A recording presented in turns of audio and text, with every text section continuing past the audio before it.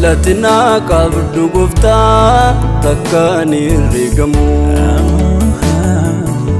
Jireenyaaf na goote tamanaa nama badiisaaf eegamu Jalatina qabdu gufta takkani rigamu Jireenyaaf na goote tamanaa nama badiisaaf eegamu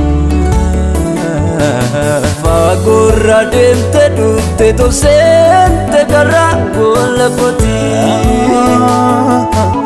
Kanaafan si jaaladha matii waan hundumaa kooti Fagurra deemte dhufte tolseente garaan gola kooti Kanaafan si jaaladha matii waan Jalali amanama Unnaku saganama Naftati wanunduma Jalali amanama Unnaku saganama Naftati wanunduma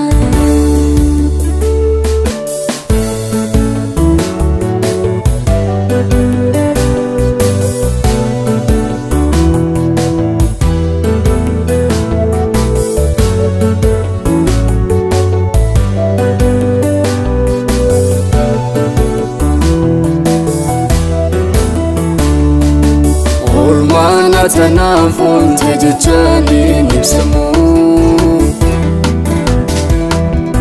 Garang kuna yada tanakisa nakamu Ipina kuna bate kufaki dabate Utu nambifati nikanat na jalate Olmana tanafon tejechani nipsamu Garang kuna yada tanakisa nakamu Pipina kuna bate kufaki dabate Utu nambifati nikanat na jalate Jalali amanama Unnaku saganama Naftati wanunduma Jalali amanama Unnaku saganama Naftati wanunduma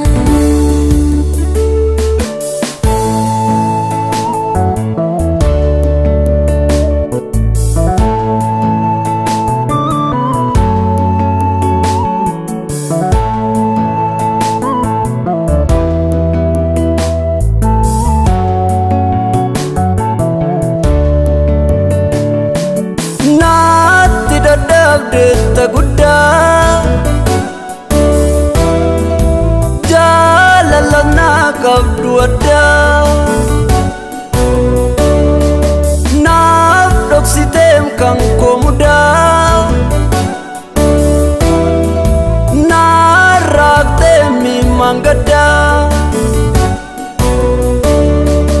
Jalali amanama Unnaku saganama Naftati wanunduma Jalali amanama Unnaku saganama Naftati wanunduma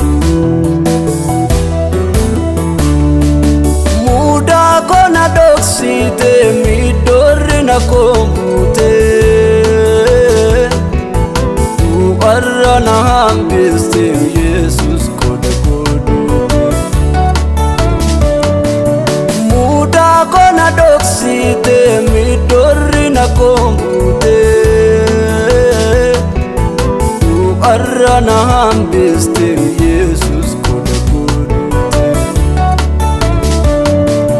Du'arrana hambiste Yesus koda kodute. Du'arrana hambiste Yesus koda kodute. Du'arrana hambiste Yesus koda kodute. Du'arrana hambiste Yesus koda kodute. Du'arrana hambiste Yesus koda kodute. Du'arrana hambiste Yesus koda kodute. Du'arrana hambiste Yesus koda kodute. Du'arrana hambiste Yesus koda kodute. Du'arrana hambiste Yesus koda kodute. Du'arrana hambiste Yesus koda kodute. Du'arrana hambiste Yesus koda kodute. Du'arrana hambiste Yesus koda kodute.